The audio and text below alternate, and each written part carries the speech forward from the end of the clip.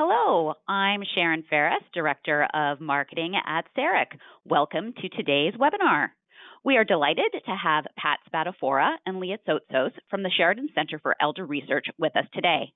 Pat and Leah will be sharing their new CERIC-funded research on the status of senior entrepreneurship in Canada. Their work is intended to help improve current services for entrepreneurs age 50 plus and to spur the creation of new supports that empower older adults to achieve success for themselves and contribute to the broader Canadian economy. Before our presenters start, I would like to take just a few moments to introduce you to CERIC for anyone who may be unfamiliar with us. CERIC is a charitable organization that focuses on education and research in career counseling and career development in Canada. We fund research that advances knowledge in the field, like the research you'll be hearing about today, and bringing you learning opportunities like this webinar is also a key part of our mandate. CERIC has three main programs: the Connexus National Career Development Conference, held in Ottawa each January. We also have our contactpoint.ca website, which is a free online community for career development professionals, and the Canadian Journal of Career Development, which is also free to access. You can learn more about CERIC's work at CERIC.ca. Next, we have just a few quick housekeeping notes. If during today's webinar you have any questions, please enter them in the questions box that you'll see on your screen, and our presenters will respond to them towards the end of the webinar. At the end of the webinar, we will also email you the slides as well as a recording.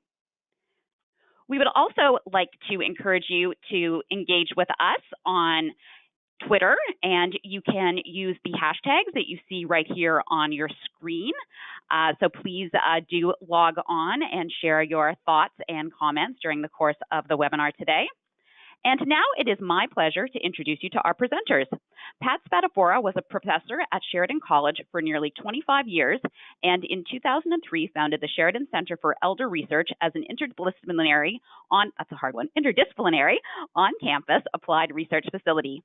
In 2017, she left Sheridan to start Kaleidoscope Consulting, a company dedicated to changing the way we view aging. Leah Tsotsos was appointed director of the Sheridan Centre for Elder Research in January 2018 after nearly 7 years as the center's lead researcher. She holds a PhD in neuroscience. And now, over to you, Pat and Leah. Thank you so much, and thank you for your kind introductions.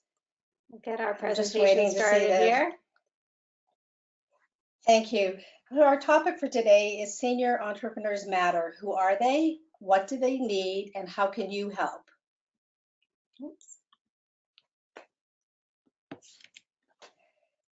For those of you who are not familiar with the Centre for Elder Research, it's an applied research facility located at Sheridan College in Oakville, Ontario. I noticed amongst the presenters there are participants from all over Canada and indeed from all over the world. So just to give you some idea of where we're located, the mission of the Centre is to conduct lab-to-life research that enhances the quality of life of older adults. At the same time, it serves as an education and resource hub for Sheridan and the broader community. The Centre actually just celebrated its 15th anniversary this month, and I'm looking forward to seeing what they do in the next 15 years.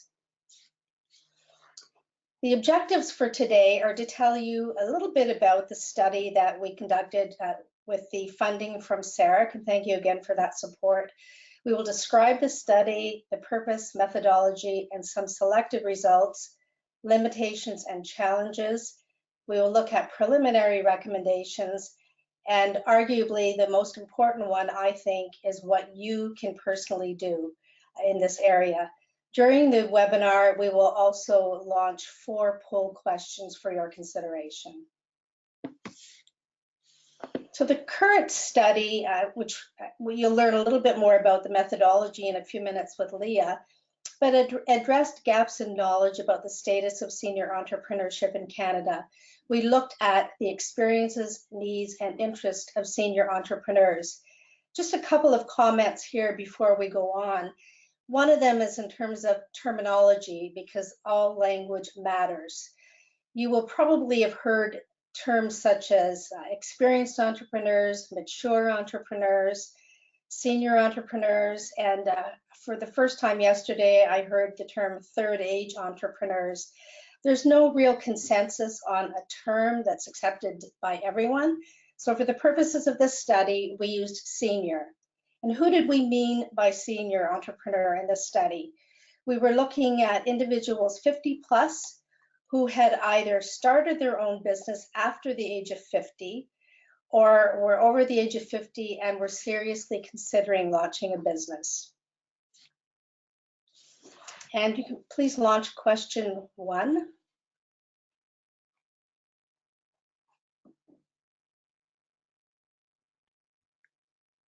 The first question is, why are you here today? We would really like to know about our audience.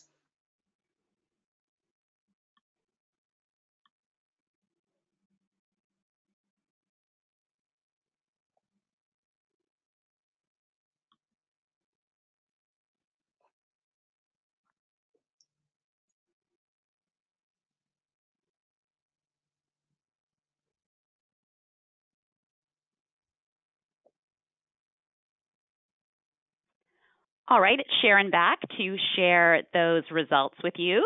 So we had our most popular response at 34% is, I want to learn how to support entrepreneurs 50 plus in my job. 25% is, I know very little about this area and want to learn more. And close behind at 21% is more than one of the above. Excellent, thank you. I'm very encouraged personally to see how many of you are here wanting to learn more about supporting older entrepreneurs. That's fantastic. Just to give you a bit of context, I'm guessing that because you're on the line joining us today, there's no one who would argue that we have an aging population.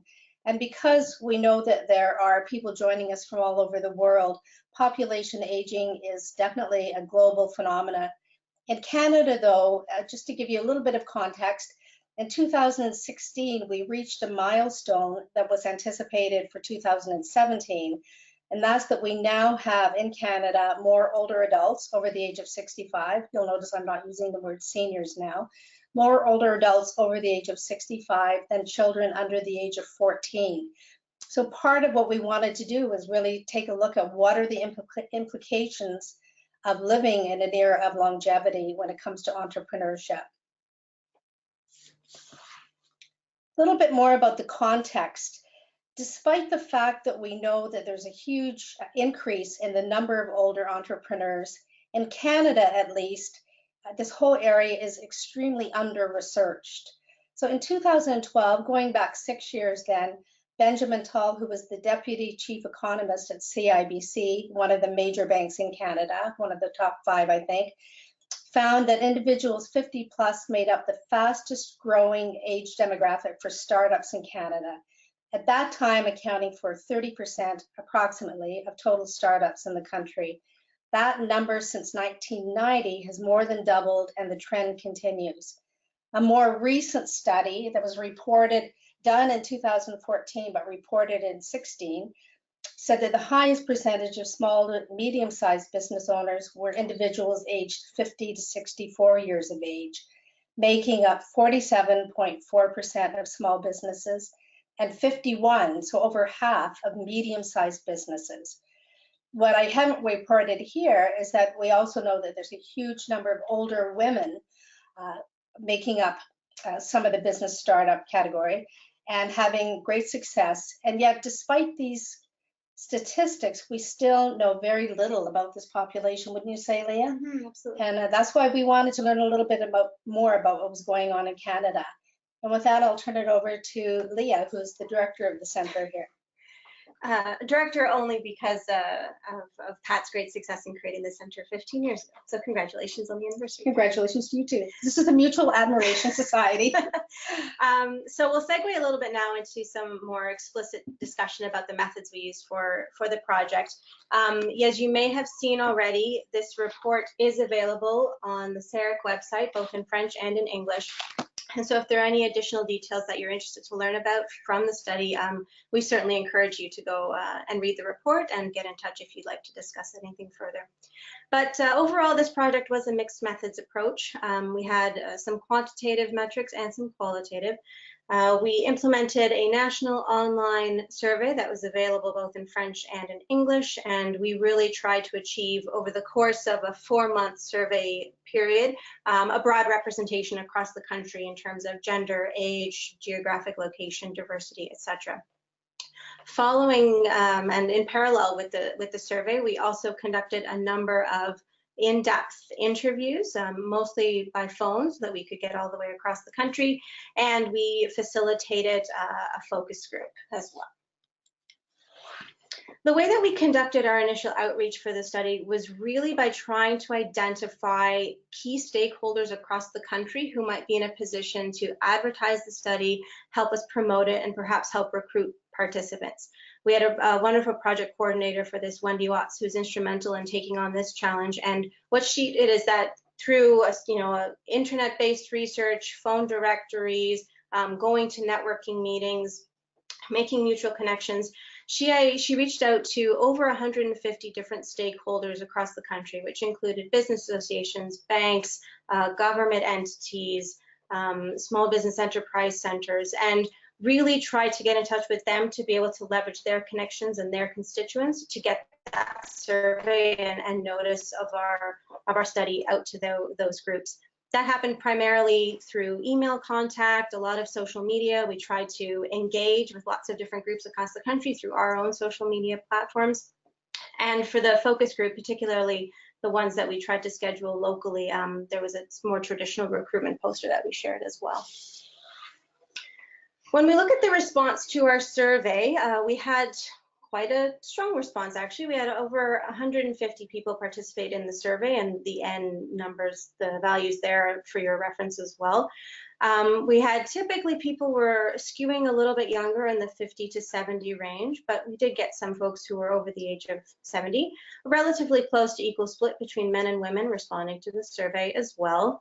As you'll see, we had a predominantly Ontario-based response. Being based in Ontario, it's not something that we were surprised to see, but it is something that we really tried to overcome and really expand beyond the networks that we already have and that are in existence. We are very pleased to say that we did hear from at least one person in each province and each territory. And that is a limitation of the study, which we'll address later, but it was also a much greater challenge than we anticipated, and perhaps one might expect to really get national representation in particularly such a small scale study as this was. So if we can launch poll question number 2, please. Why do you think respondents started a business after the age of 50? What do you think was the top reason?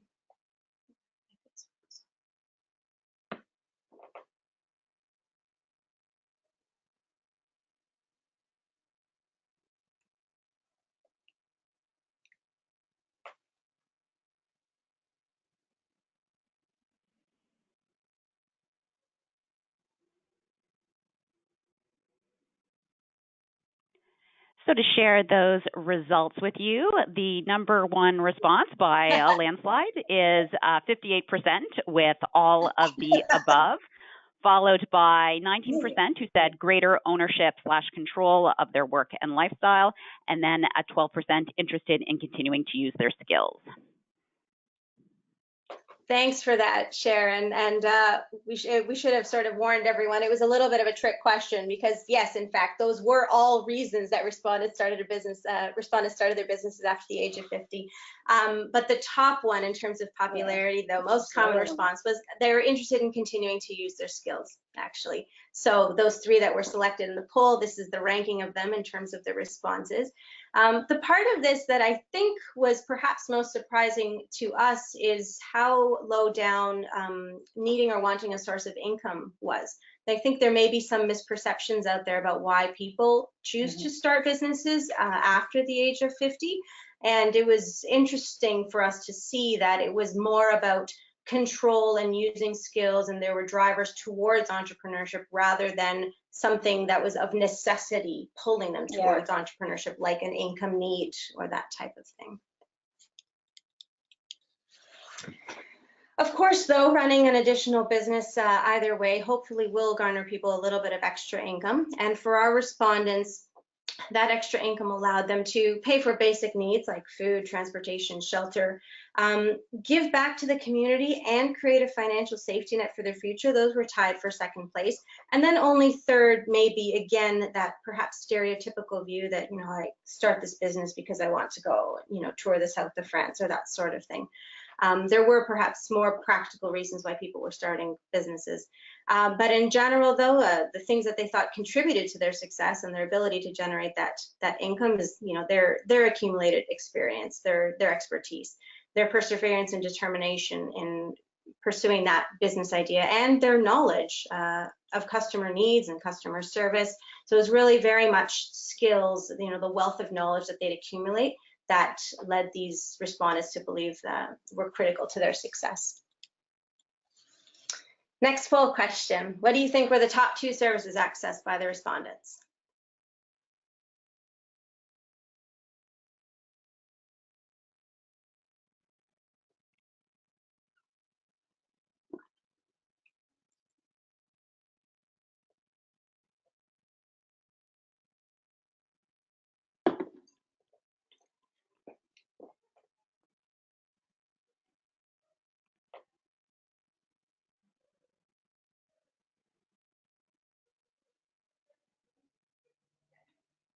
All right, we have the results. So the top answer at 42% was small business enterprise centers or libraries, and not too far behind at 33%, small business enterprise centers and banks. And the other 2 options were between 11 and 14% for banks, chambers of commerce, and economic development offices and banks. Thanks again, Sharon, and thank you to all of you for engaging with the poll. The second top ranked response from you was the correct one. It was small business enterprise centers and then banks, which were the most popular. Libraries were quite further down, with only 14% of people reaching out to libraries. Chamber of Commerce was quite down too. Yeah, there were a lot that were lower than we might have expected, and particularly because of CERIC's interest and, you know, the background of many of the people participating in the webinar today. We've highlighted there, you'll see in the orange, that career counseling organizations were only accessed by about 8% of respondents. So perhaps some food for thought there in terms of, you know, how are career counseling or career support organizations advertising their services and making it known the ways that they can support older entrepreneurs. Just want to add to what Leah's saying, because another one that's, it wasn't really surprising, but I think it's noteworthy to note that only 1% of our responses look to ethno-specific organizations. So I have a feeling that, again, that's a whole area that is quite missed in terms of who is starting businesses and the support that's offered.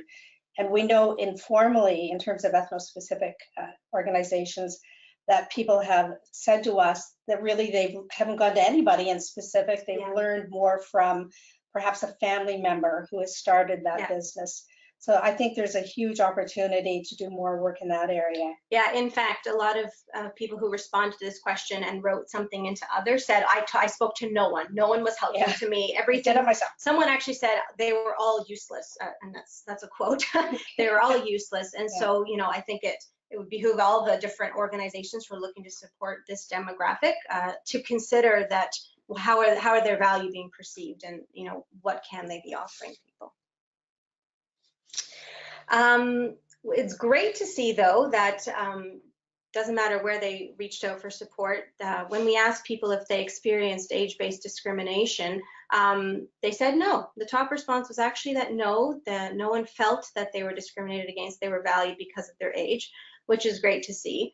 Not far behind it, though, we provided some options. You know, if you did experience discrimination, what was the form? And most of the people said that there were services they would have liked to access, but they were only available to youth entrepreneurs. And the system that they were trying to navigate was less defined for an older adult. There's a relatively clear pipeline. If you're sort of 21 years old and you have an idea for an app, there's a lot of people who are willing and interested, and, you know, they can direct you to great supports and services. The pathway is a little bit less clear for an older entrepreneur who's perhaps not in the tech field. And so this was certainly reflected not only in this question, but in a lot of the commentary throughout the study. Most of the funding as well is available for young entrepreneurs. which may be interpreted as saying that although our respondents didn't report age discrimination as much as we might have expected, perhaps the funding agencies are still approaching things with an ageist framework. Finally, at the end of the survey, we asked how can older entrepreneurs support each other? And again, the first answer was, it's a gratifying one, that it shouldn't only be older entrepreneurs. We should foster intergenerational mentoring and intergenerational support. And then, of course, act as peer mentors and promote each other's businesses for people of all ages. I'll switch now from the survey to some selected results from the focus groups and interviews. With the focus groups and interviews, we wanted to get a little bit more in-depth information about the experience and the story of what the process for starting a new business and accessing the services really looked like and felt like for these individuals. There were new, established, and aspiring entrepreneurs within the focus group that we held. We tried to hold a lot more that were across the country, but through a constellation of factors. We were only able to secure one in Aurelia, which is a little bit, it's a rural area just north of Toronto, about an hour and a half north of Toronto. There were 11 people who participated in that one, and they represented quite a diverse group of business sectors. We also conducted 11 in-depth interviews, and here we did have a nice representation from across the country and an urban and rural split based on the home locations of all the participants. Again, very diverse sectors, and for the purpose of this presentation and for the report as well, we pooled the results and themes from the focus group and the interviews because they really were just so similar and a lot of the same things kept popping up. In general, these were the three most common themes that we heard from this entire process. First was around financial support and difficulty obtaining support, gaps in program availability and eligibility. There were a number of people within the focus group who commented on there being very difficult loan repayment structures that they had to adhere to, and that was only when they even got those loans in the first place. There were a lot of comments, like Pat already alluded to, about funding only being available for youth entrepreneurs. Or there were some men who commented that there was only funding available for women who are entrepreneurs, or for different particular groups of people. And so the gaps in both availability and eligibility really started to stand out as we heard more about these individuals' stories. There was many people who told about, my spouse is completely supporting me and I haven't paid myself in a couple of years, and an awareness that this process takes time, and that for someone who is older, the challenge of time may be even greater than it would be for someone who is starting at the age of 21.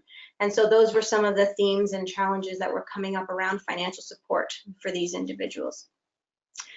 In terms of services and programs, a lot of people were reporting that there seemed to be a disconnect between the real needs that they had as entrepreneurs and what perceived needs were. There were sometimes the targets for programs and education once again didn't align. They were for youth, they were for certain sectors.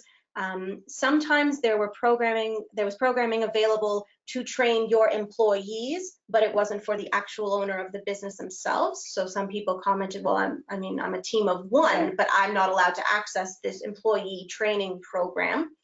A lot of people talked about sort of technology understanding, and some older adults are still entering the tech world, even though that has completely changed those stats now, and older adults are the fastest growing group online. There was still a lot of commentary around technology being a barrier, not understanding social media and how to go about it, and that was sometimes a limitation as well, trying to find the right kind of support.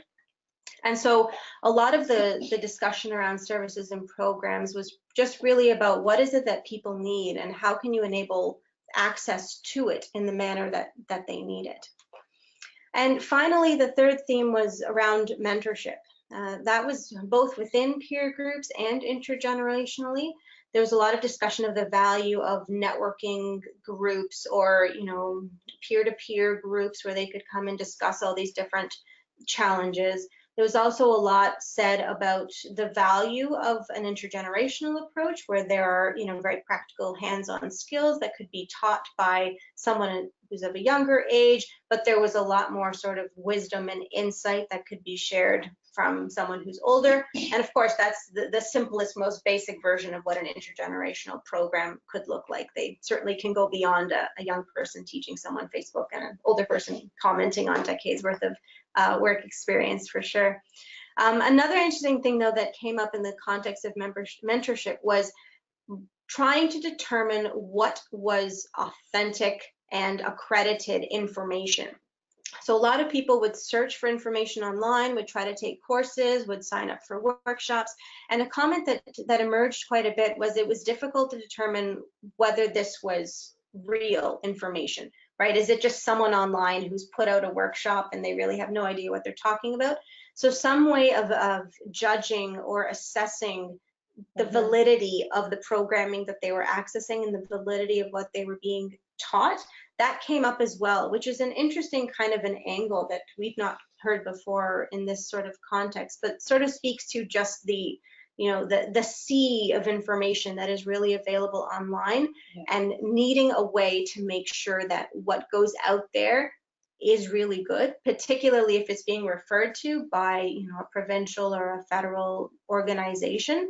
We may need to be mindful about how quickly we hit share or retweet on certain things, because we need to make sure that whatever we're providing is really valid and accurate and is going to add to the knowledge base.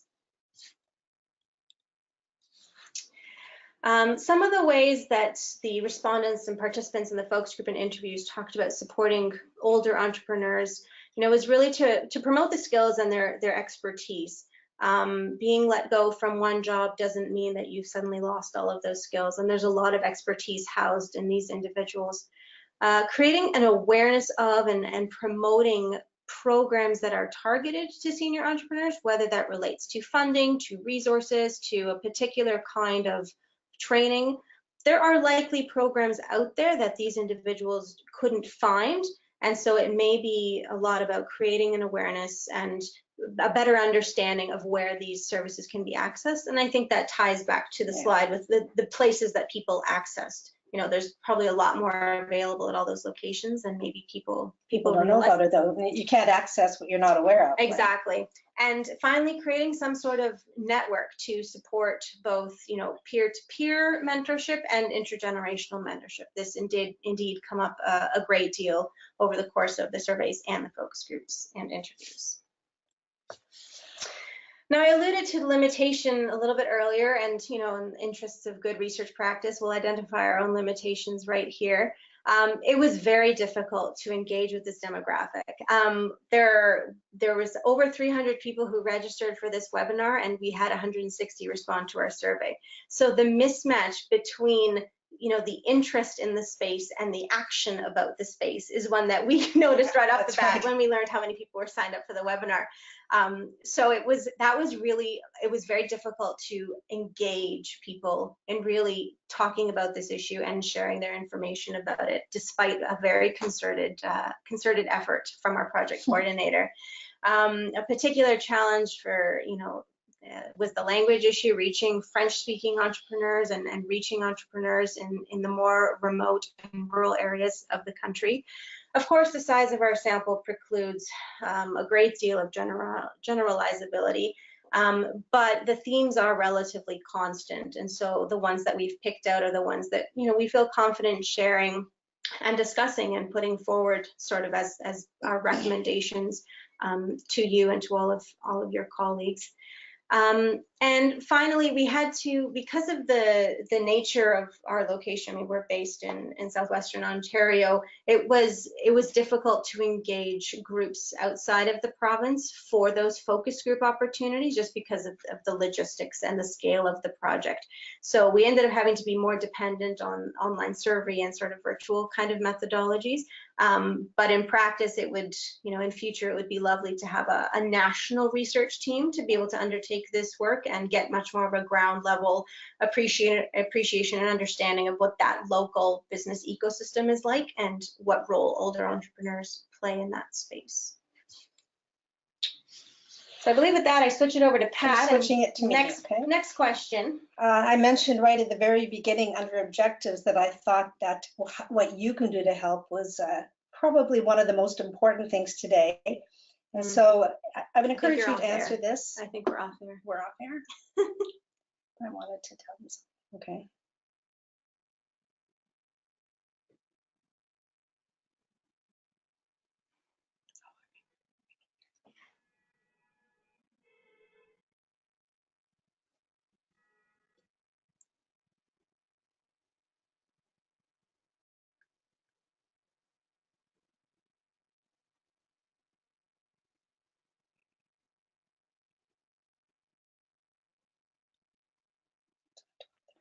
Okay, it's Sharon back from CERIC to share the results with you. So the top response on what you can do to help at 42% is highlight the value and contributions of older workers.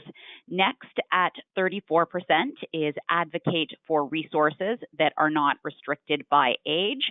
And then at 18%, promote positive images of aging.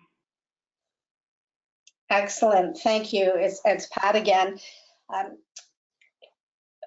With a poll question, we're restricted by the number of options we can give you, but I'm really, really interested in knowing what you think you can personally do to help in your jurisdictions. So I would encourage you to perhaps type a message to CERIC in the sidebar there and add any that you would like to add to this. I'm not surprised that the fourth one, highlight the value and contributions of older workers, was the highest. And I think if we start to look at the kind of people saying that they are valued because of their experience, their networks, their problem-solving skills because of years of experience, I think all of those things will help us to achieve the last one, which is to promote positive images of aging. So thank you for indulging us there. In terms of preliminary recommendations, there are three that we'll highlight for today at least, and you'll see more in the report. One is just to enhance communication between the various stakeholders who support this group. I think that links back a little bit to the limitations. As Leah mentioned, this was a very short study. With the resources we had, we reached as many people across Canada as we could. But I'm always struck by how fragmented we are in Canada. And perhaps that is a function a little bit of our geography and the different provincial jurisdictions. But I think there's a lot more we could do if we work with some of the provincial bodies and federal bodies who want to support this group. We can all, I believe, advocate for funding and supports that don't restrict access to resources based on age. If we go back to the beginning of our webinar today and think about the context, we know that about let's say roughly 30% of startups are launched by people between ages of 50 and 64, then we need to start really changing the way we provide resources. Consider changing the label of senior entrepreneurs. I mentioned at the very beginning as well that you hear a number of different terms used to label older entrepreneurs. And if anybody has a suggestion for us, please type it in there, because we're not big fans of using the word senior either. But it's very hard to come up with a word, I would say, wouldn't you, Leah? I would agree. And one other thing that came up a lot in the focus groups and interview as well is, why do we even need to segregate the group? I'm just an entrepreneur. Does it matter what my age is? And that sentiment really sort of was echoed throughout all our different methods of data collection and in an event that we hosted related to this study. Maybe it's not even finding a better word for senior, but it's just eliminating it entirely and just treating entrepreneurs as a group and then looking more at their needs rather than what we perceive their needs to be based on age. So that was absolutely one that came up throughout the whole study in a variety of different ways. No, I think that's a really important one, and one that we would have to, that's an area where we can advocate with funders, because quite frankly, many of the funders and supports do restrict people by age. And even when they restrict them by youth, it often only goes up to about age 30, where most of the research shows that it's people over 30 for sure who are the most successful entrepreneurs. So as you'll see on the slide, there is a very complex issue, and we're hoping that this study gives us at least a place to begin. It tells us a little bit more about what older entrepreneurs in Canada say they want, need, what they can contribute. And I would really like to encourage, and I know Leah would too, our participants on the webinar today to kind of pick up the gauntlet and move forward with this. And one other anecdote that I'll share related to this point, and it's articulated a bit more in the report, is that there was actually, we received some feedback about the study in general that suggested that there was a group of individuals in Nunavut who were entrepreneurial but did not classify themselves as entrepreneurs. Right. The activities they were undertaking were just they were part of their daily lives, and they didn't necessarily view themselves as entrepreneurs, and so we're not seeing this study as something relevant for them. So I think that's another piece of it too, is that, you know, we're creating a box where perhaps the box needs to be a little bit more fluid in nature to allow for the variety of entrepreneurial activity. You know, you're an Uber driver, you're doing all these different kinds of freelancing for some people, but it's not so formal as to necessarily identify yourself as an entrepreneur. That was another piece that came up related to the labels that I think is an interesting one to share. Excellent. And we certainly cannot leave this webinar without addressing ageism. So despite the fact that many of the participants in our survey said that they were not experiencing age discrimination, the reality really is that ageism is quite pervasive in the work settings. And so we wanted to end this with acknowledging ageism, acknowledging the need to promote positive images of aging, to promote age-friendly work environments wherever we are, to look at the role of employment in age-friendly communities. And I wanted to end it with a quote from Dr. John Beard, who is the head of the Life Course in Aging at the World Health Organization in Geneva, Switzerland. As an aside, John, in a sense, is experiencing ageism himself, because in the UN network, they have a mandatory retirement age of 60. And so John will be leaving the WHO at the end of this year. And so he was a good one to be speaking about ageism. I copied this from a presentation that John gave at a recent conference in Toronto. And he said, "Nothing is possible unless we address ageism. It is pernicious and pervasive. It frames the way we ask questions and the way we conduct research." So I'd encourage you all to think about that as well.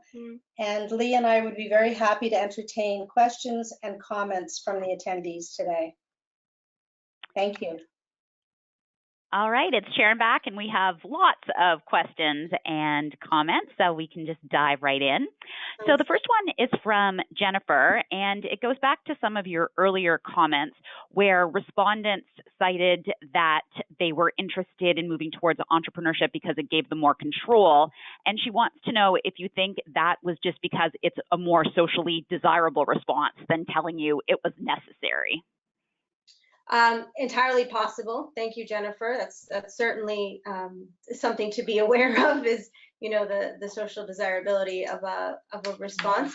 If I remember correctly, though, I believe that particular answer was a select all that apply, and so they would have been able to identify both if that was the case. So that was one way perhaps of trying to enable the participants or encourage them to identify all the reasons that they were engaging in that.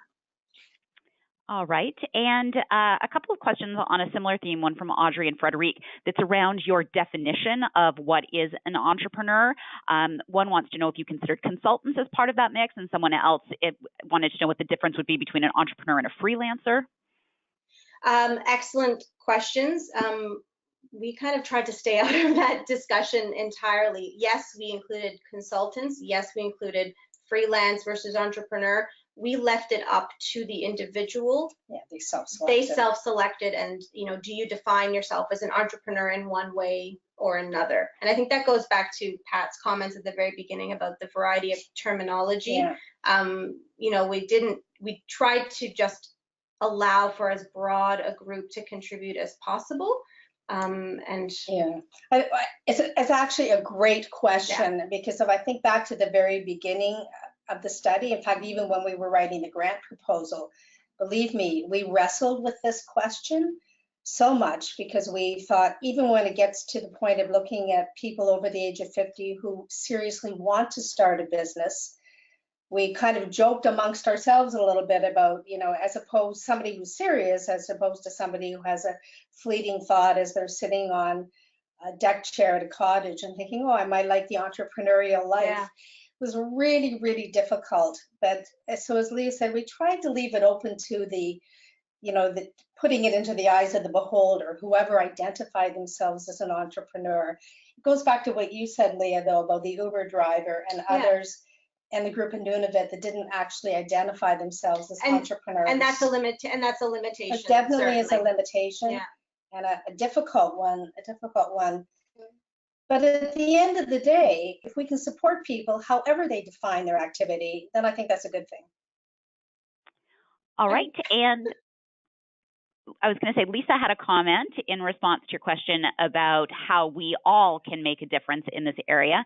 And one of the things that she suggests is to host panels of employers, of HR professionals, and have them discuss why they hire employees who are 50 plus. Yeah, excellent. That's a really interesting one. Good suggestion. We hosted an event a couple of months, oh gosh, it was more than a year ago now, last April. But we had a panel that had both youth and older entrepreneurs as part of a business event, and asked each of them the same questions. And it was just really interesting to see the differences, see the different perspectives, and sort of that discussion from all the sides. So that's a great idea. Next, a couple of suggestions in response to your question of how else we might refer to senior entrepreneurs. So Christy suggested experienced entrepreneurs, and Cheryl suggested keen agers, K-E-E-N, keen agers. Hey, thank you. Thanks for the suggestions. Next, a comment from Doug that maybe you can address. He says that he finds it frustrating that our government does not extend the types of programs and incentives to senior entrepreneurs that they do to support tech-related startups and youth. And that was definitely a theme in your research. Yes, make a comment on that. The only that definitely reinforces the findings that we had. The only comment I would make on that goes back to the whole advocacy area. And to my parting comments about ageism, I think that, so much of ageism is covert, it's unintentional, it's so deeply embedded in our society that we're not always even aware of it. So I think with government supports and others, maybe with the HR professionals as well, we could be doing, or someone could be doing a lot more to advocate and promote the social and economic contributions that older adults make. Yeah, and for me as well, I mean, for me, I pick up a lot more on this sort of tech piece. I feel that we're in a bit of an upswing, and I've seen it with a lot of other funding sources as well for research more generally, that there's a lot of emphasis on making a thing, and you can define a thing in a lot of different ways. And I've seen that in other funding calls as well. And it seems to be one of those trends that we're sort of going through, that, well, the solution is obviously a mobile health platform for everything. And so I'm hopeful that as that begins to wane, I mean, we've already seen that people are no longer, the joke, there's an app for that, is no longer as common as it was even 3 years ago. So I'm hopeful that as that wave crests just a little bit, and we recognize that, okay, we have new technologies at our disposal, that's great. The solution is not always a new technology thing. So I'm hoping that will begin to change as the market becomes so oversaturated with new apps trying to be the Uber of everything, and that will change. So building on that notion of how older entrepreneurs are accessing services, what Liz was wondering is whether many older entrepreneurs might have evolved their businesses through their own networks and then may not be looking to develop full-scale business plans and might not be engaging in a typical new business development process. Yeah, I think that's quite likely. Quite likely for many cases, and that I think there were, if I recall correctly, there were some comments about that, about it. I didn't, whatever I had worked for me, and that was enough. Yeah. I think too, if you think back to what Leah said about some of the limitations, keep in mind that in a study on this scale, we also were reaching people who had started businesses and had varying levels of success. So there's a lot more work to be done in reaching people who are struggling more. Yeah, to identify where those pain points are. All right, and Lisa wanted to identify a resource for the group, which is Community Futures offices, of which there are 60 plus, she says, across the country, and that they offer loans and business counseling, in particular to rural residents, and that in her own experience, the majority of their clients are older entrepreneurs. Yeah, that's a great resource. Yeah. We connected with them as well on this. Thanks for sharing that. And a comment from Wendy for your reflection, and that is that she's observed that there are a number of companies being started to offer support to older entrepreneurs, but they don't necessarily themselves have experience in entrepreneurship. So almost a buyer beware, and that they need to look at the background of the individuals offering those services. Yeah, that was exactly the comment outlined when I was referring to it in the mentorship section. That was exactly it. That who is offering me the service, and how do I know that they're legitimate sources? We need like a gold housekeeping seal of approval or something. Yeah. Some way of identifying for people that it's legit. Yeah. Thanks. Tracy noted your comments about intergenerational mentoring and programs, and wondered, are you aware of any such program services that exist around entrepreneurship? I'm not. I'm aware of a number of entrepreneurship programs for young people and some for older adults, but not so much on the intergenerational, which is where we would like to go in the future with testing different models. Yeah, and I think one thing that I think there are programs that would be open. I mean, I don't think there's a lot of networking kind of events that would not explicitly exclude an older participant, but are certainly not advertised to them. They're aimed at college campuses. I think so. There's a bit of a disconnect there. There may be opportunities, but they have been so segregated or cocooned that an older entrepreneur might not even realize that they would be accessible. Some of the only ones that I'm aware of kind of go back to what Leah talked about with reciprocal relationships around technology. Or volunteering and that kind of situation. But I don't think there's a lot of widespread models to draw on at this point.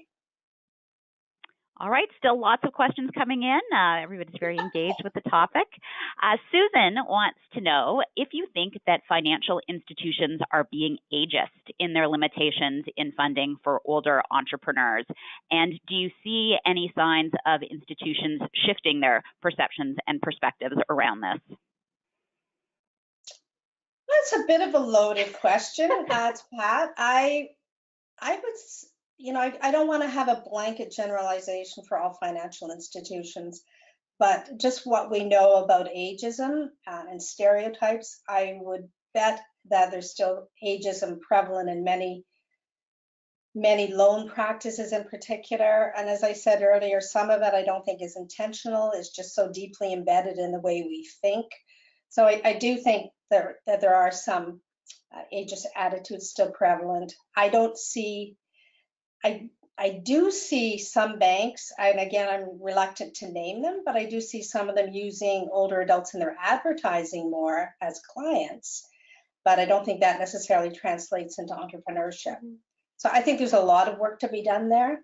There is one major bank in Canada, for those of you who are joining it from Canada, who does a lot of work around entrepreneurship with the women, but not specifically targeted at older women. All right, a couple of comments. Mary Lou just said, great job, Pat and Leah. And Audrey says that she just wanted to comment that she agrees that in her experience, there is a lack of service for older entrepreneurs. Next, a question from Irina, and she says that she's eager to know about how, as employment counseling services, they can better support senior entrepreneurs, and where might they find some additional resources to support themselves in doing that. I'm just going to make a quick comment. I didn't quite catch your name, but what I would encourage you to do is if you could provide Sharon at CERIC with your email, one of us would be happy to send you some resources, some links to some resources that might be beneficial for you. I can't think of them all. There's a network, for example, that some of you will be familiar with called Pass It On Network. And they have one of their 4 pathways is work and employment. So there may be some resources there, but we'd be happy to send on a few links in that regard.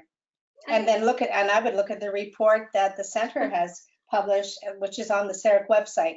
But I think even more broadly though, when you when you consider a counseling or a guidance kind of a practice, what are the questions that you're currently asking people before you provide them with resources or information? Might any of them be unintentionally ageist or making assumptions about why people are entering this chosen area of work?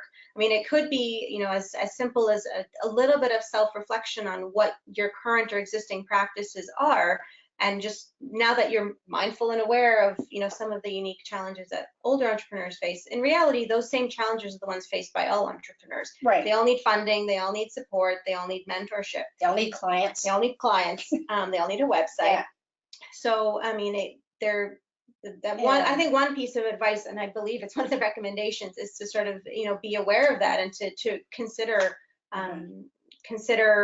that the practice would be just for all entrepreneurs and not for older ones. Yeah, and some of the resources you have right now may be relevant for any age group. Exactly, if you stop thinking about it in the context of youth or older. It's more, I think, as Leah mentioned earlier with one of the results, that the pathways aren't as clear. Yeah. Perhaps sometimes for older adults, they may not be, tied into existing networks to hear about opportunities. Yeah.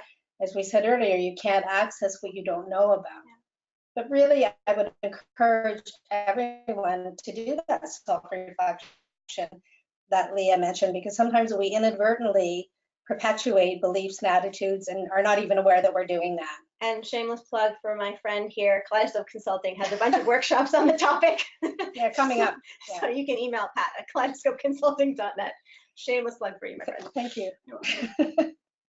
A few quick questions about the geographic representation in your survey. Frederique just commented that she's particularly interested in hearing more about what's happening with entrepreneurs in Quebec.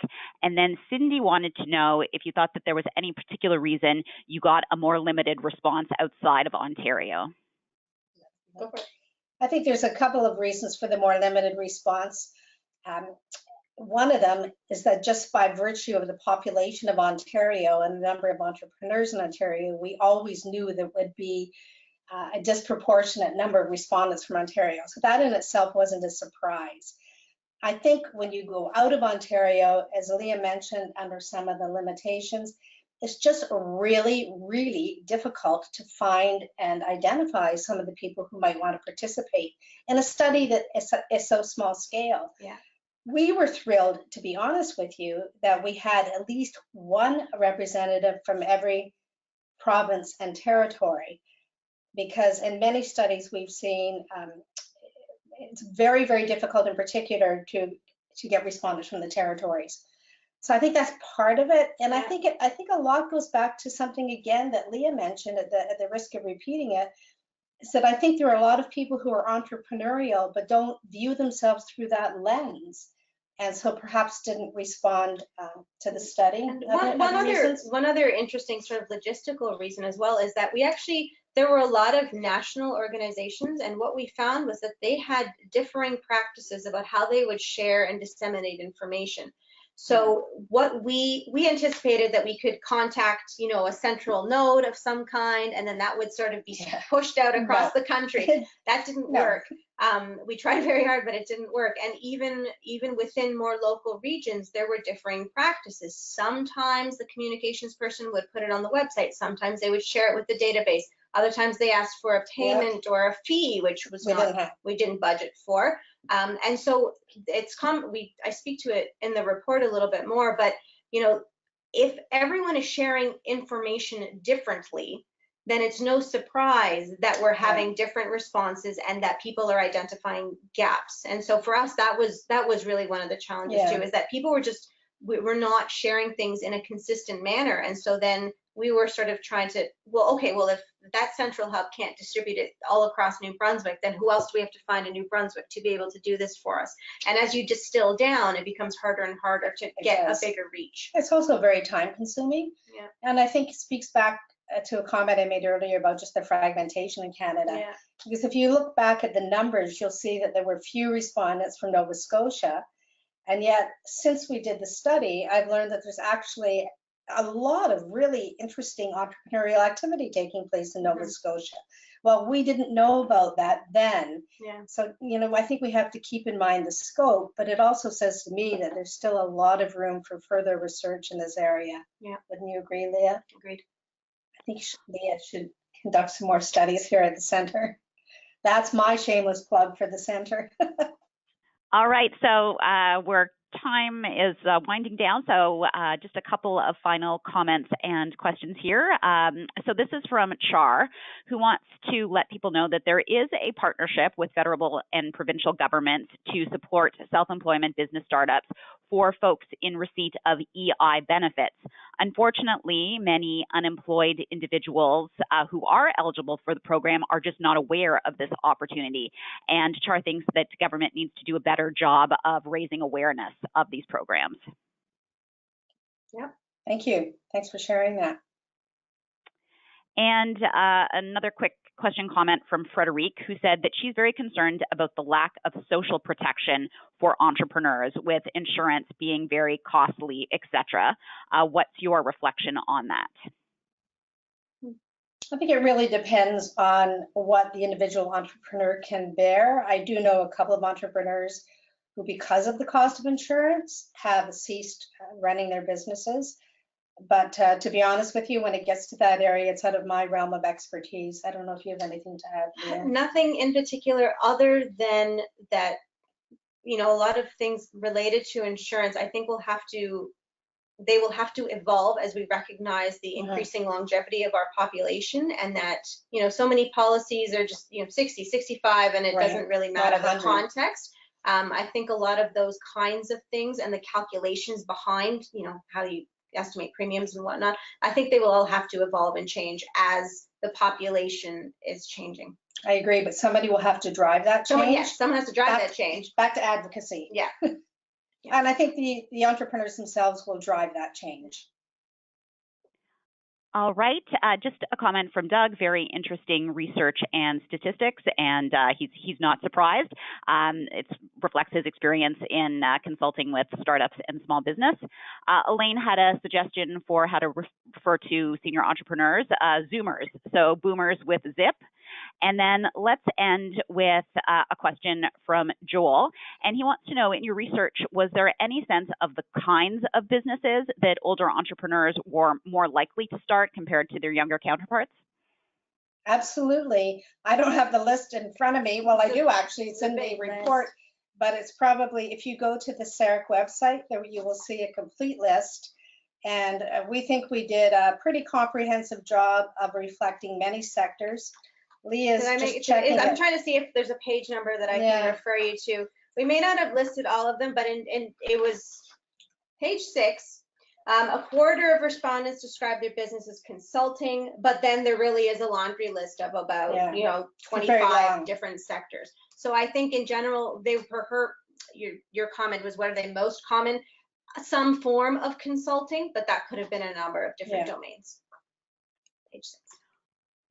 All right, and so with that, I will thank you so much, Pat and Leah. I think you've given a great overview of your important research and helped us to better understand the needs of senior entrepreneurs in Canada, and also highlighted some of the work that still needs to be done in this area. So on your screen, you will find the URL to download the research report on the status of senior entrepreneurship in Canada. And mentioned at the beginning of the webinar, we will also send you a recording of it along with a copy of the slides later today. And you will see now on your screen some upcoming webinars that we have available at CERIC that might be of interest to you. And with that, let me close by thanking all of you, the participants, for your active involvement in today's webinar. That was terrific. And we hope to see you again soon at another learning opportunity. Thank you. Thank you, Sharon. Thank Thanks, you. everyone.